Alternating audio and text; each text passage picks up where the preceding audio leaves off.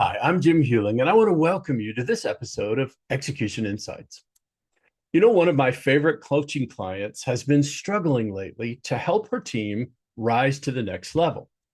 And over the last several months, she's been leading this effort to define a core set of values, the principles that would guide how the team would operate and how they would make decisions. And many of you have probably done the same exercise at some point in your leadership career.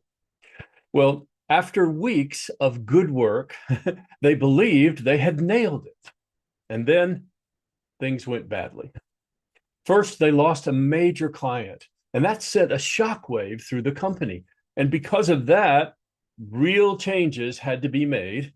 And in the midst of these emergency actions, the newly defined values, well, they not only failed to hold the team together, they kind of became an illustration of the real weaknesses that still existed. And that's when she came to me for some help. And that's also when I shared with her what I believe is a great truth. Pressure doesn't change a team. Pressure reveals the team you already have. And most of the time, when things get tough, teams don't suddenly rise to a new level. In fact, as the quote goes, they fall back to the standard they had already built. And that's why I've shifted away from the word values when helping teams define their code of operations. Values is a great word, but we've used it so often in business. And frankly, we've lived it so inconsistently that it's lost some of its meaning. And what I've begun to use instead, and I've learned to love, is the idea of standards.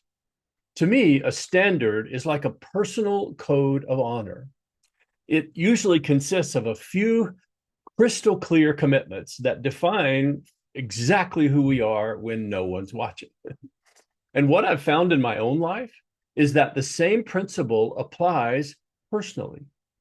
I have my own list of 6 standards that I live by, and I've been refining that list for more than 20 years. And I revisit it often. And I want to be honest and say sometimes when I revisit it, it shows me where I've drifted, and other times I'm proud of what I've been able to do. But either way, having the code brings me back to the center.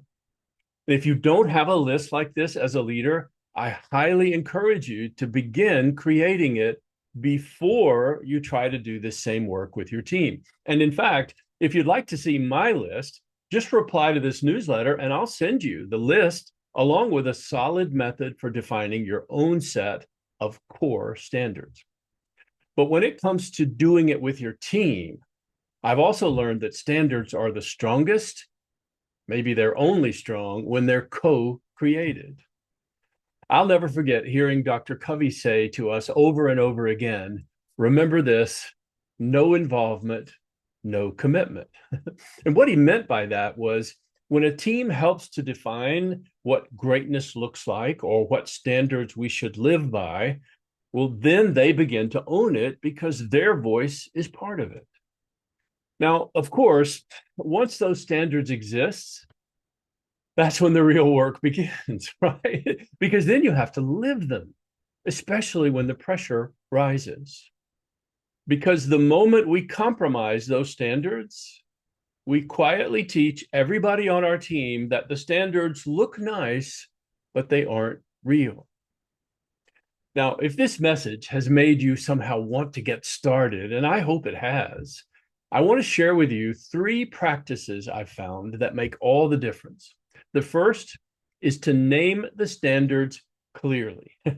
Don't get fancy with this or try to use language that's out of a textbook. No. Instead, work with your team to define the few standards that truly describe you at your best.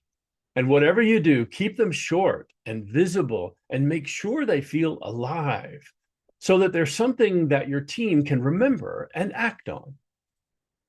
Because I promise you this, if you can't name them, it's almost impossible to live by them.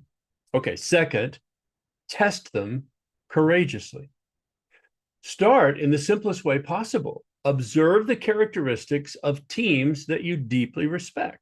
Just watch how they work, and then try to identify their standards purely by watching. Do those standards communicate truthfully and with respect? Do they keep their commitments? I mean, you'd be surprised at how visible standards actually are in what a team says and does. If you're ready, then you can take an even bolder step.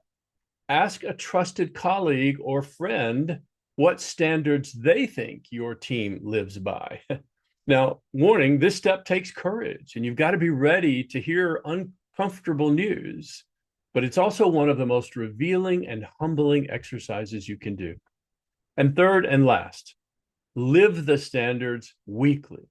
At the end of each week, pause and do a little audit. Ask your team, did our actions reflect our standards this week?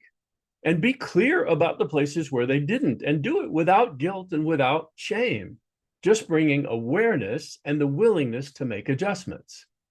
Then make a commitment to each other as a team to strive again this week to meet those standards. And by the way, don't forget to inject into every decision the question, what would our standards require us to do right now if we were guided by them? That one moment of reflection can change everything for you and for your team, especially in moments when the stakes are high. Always remember that you and your team won't be able to live your standards perfectly. Of course not.